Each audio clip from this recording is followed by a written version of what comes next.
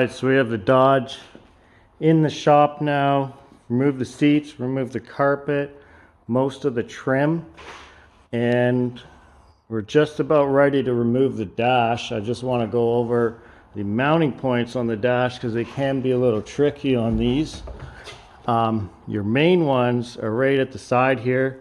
You pop off the side cover and you got two here, and then there's another one right here. So, you know, it's a little easier if you pull the glove box off, but I'm not sure I don't think that's required. Now up here, there's that dash plate. You gotta be real careful popping that off. But once you do, there'll be an 8mm bolt, 10mm, another 8mm, another 8mm, another 10mm, and then one last 8mm.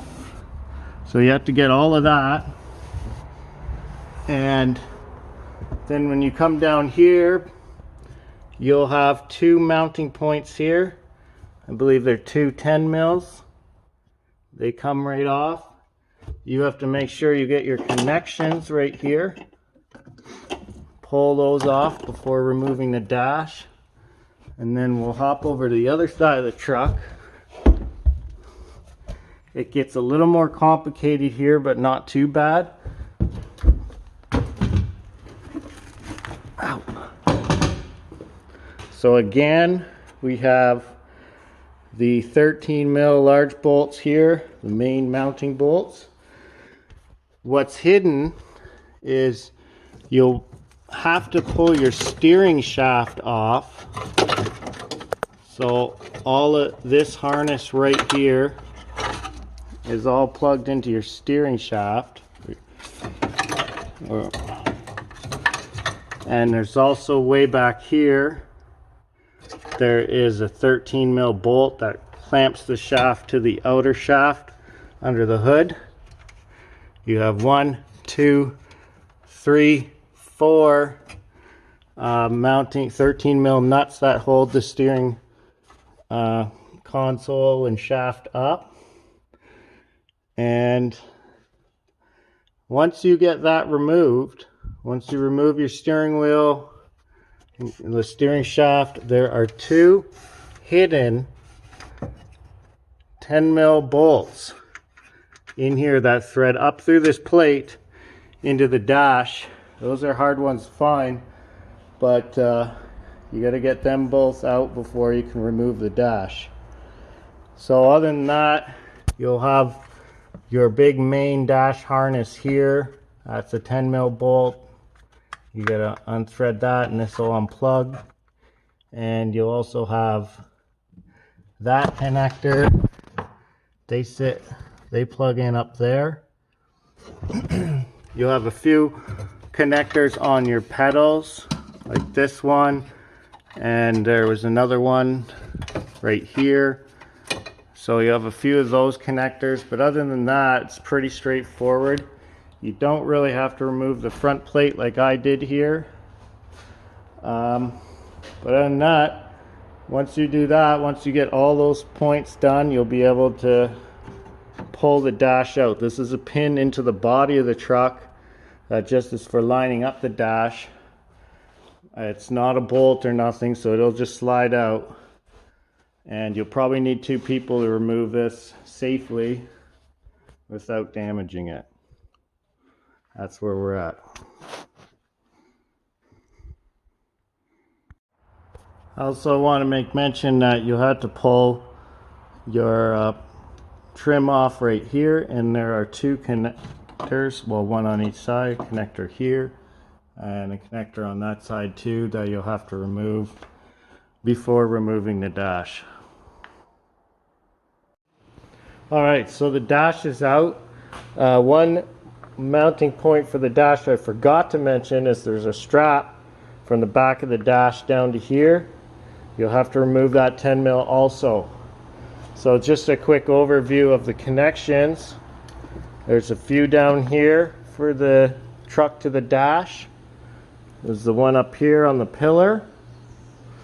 There's the center ones. And then there's the ones there down by the pedals and that pillar connection there. So also obviously all the connectors from the steering column to the dash would have to be removed too. So once you've done that, that dash is out. Okay, so we're moving along with the cab removal. First thing I did is remove the headlights. So this is the headlight harness here. And then I went on with removing the fenders, which you had 10 mil, 13, 10 mil, 13, 10 mil, and there's one hidden up under your plastic here. And also moving down, we have one on the inside of the fender here, and there's one that bolts straight up there, and that'll remove your fender. Oh, not to mention there's two right down here between the bumper and the fender. Alright, so fenders are off. The battery box here has been removed from the side of this fender. Intercooler piping, the intercooler's been removed, a rad's been removed, the harness has been removed from the top of the motor. It's just wrapped up there. All harnesses have been moved from right here. Only thing left to do is I got to pop this AC line off. I've popped the heater core lines off at the back, and so once you get your harness and your battery cable out of the way, then on the other side it's a little more complicated, but as you can see, we have the engine harness unbolted from the cab. Also the battery box is unbolted, it's shoved over, I have it strapped up. We also have our master brake cylinder is unbolted from in the cab, along with the slave cylinder for the clutch, and we just have them sitting forward and kind of got a band just holding it back. That'll hold it in place while we lift this cab up and put on the new one. There's also a connector way down here, can't forget about that. You gotta undo that one and also pop it off the cab. See, I haven't done that yet, I'm gonna do that. This is all the harness from inside. You're going to have to pop each one of these individual connectors off the sides of this big main connector and then fish them through the hole in the firewall here. So, and then next after that is the steering column. It is way down here. There's a bolt there to separate them. So I've pulled that bolt out and I've sprayed some lubricant in there, and hopefully that'll separate easily. I'll find out. Just thinking of anything else to go over. Your ABS connections will definitely have to be unplugged. But mainly you just want to get everything separated from your cab. This can stay, and get your rads out of the way. I just have the tranny cooler wired up here, and that's about it. Along here too, there's some big connectors. Make sure you pop them off and they're moved off of the cab. So we're gonna get to lifting this cab soon. We got, and the same on the other side, but we got a bolt here, bolt in the middle, and a bolt at the back underneath. So we'll go through that and pull this off.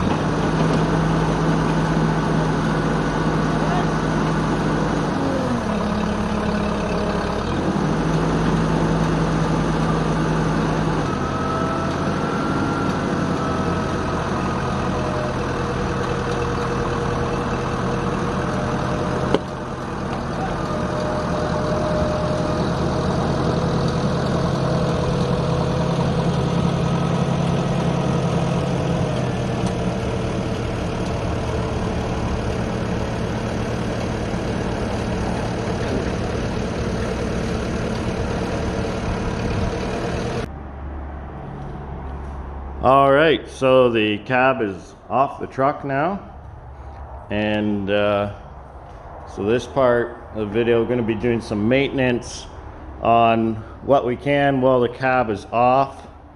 We're putting a new south bend dual disc clutch in.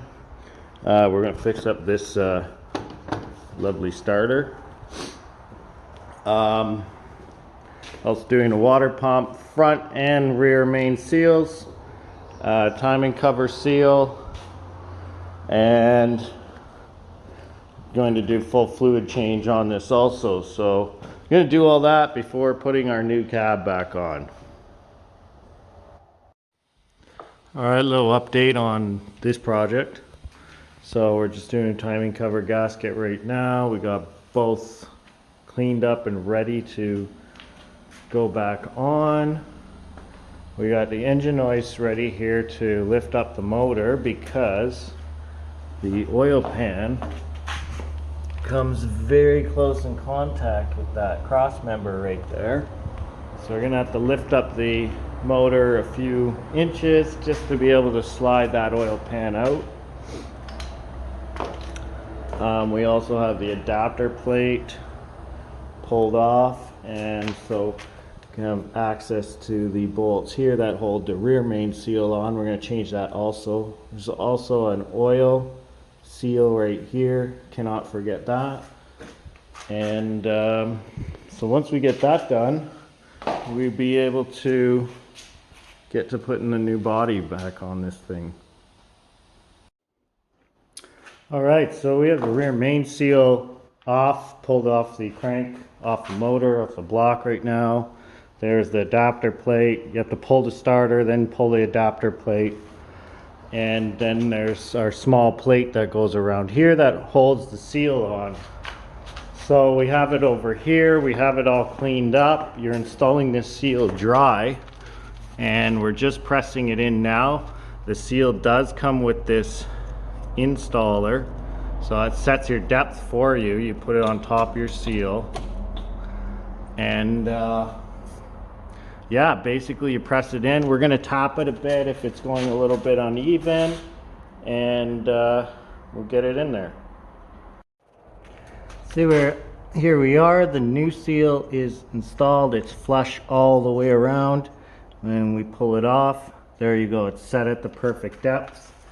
Obviously leave your plastic ring on. That's going to help you install it back on the truck, because you have to do it at a bit of an angle because the oil pan is there, and kind of slip it on like that. All right, so before putting this back on, you'll find this kit comes with two different gaskets. So you just pick the one that's for your truck, and you're going to have to trim it. So you put all your bolts in, kind of get it lined up, and then trim it because this is where it mates with the oil pan. So we're going to snip these tabs off and then get ready to install it on the truck. The blue lines face out towards the transmission. All right, so the rear main seal is on. I just want to make a note that this plastic ring, it has a lip on this edge that sits right on the crank, and then you push your seal on just like that. So once you get the seal on over the crank, you put a little oil on here before slipping the seal on, and then you can kind of angle it into place to fit over the oil pan here. I also use Permatex spray, gasket spray. I like it. It's kind of really securely makes sure your gaskets seal well. It's kind of like a sealant glue. So you just spray it on your gaskets and then slap them on.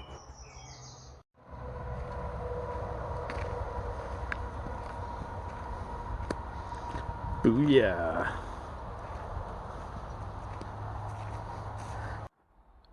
So here we are. The new cab has been installed. Put it down.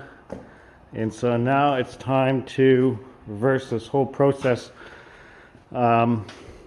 This cab was an automatic cab, so We had to take the pedals from the old cab, obviously, and we'll also have to cut a hole for the clutch, or I mean for the shifter. So what you want to start with first is getting your harness all ran through the cab so that everything's ready to plug in as you install it. So as you see here, I had the harness coiled up on top of the motor. Now I've unwound it and I've ran it where it needs to be. And same with over here. Also get everything that needs to go through the firewall into the inside the cab. I've got that all bolted up. Brake booster, the slave for the clutch, and the main harness, which is right down here. So we've got that all ran. Again, we've got our harness run down on the insides of the fenders here, and our wiring for our lighting's all set up. So now I'm going to concern with putting the front end of the motor back together. That's the radiator, the rad fan, the shrouds, AC condenser, all of that. This is the wrong line for this Cummins truck, so I got to pull this line, this AC line off, and put the one from the other cab on. But yeah, we'll just keep going along. First startup. Sweet.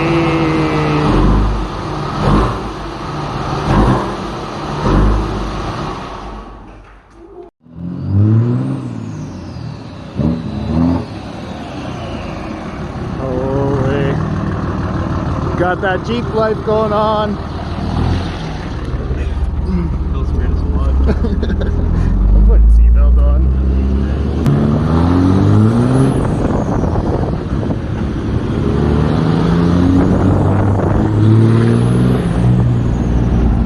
Some neighborhood rips. There goes the vice grips.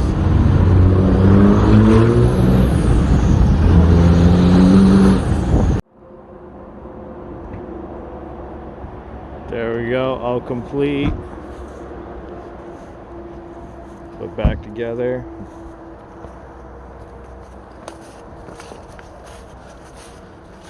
Interior's all back. Fresh cabbage. No rust. Very mint.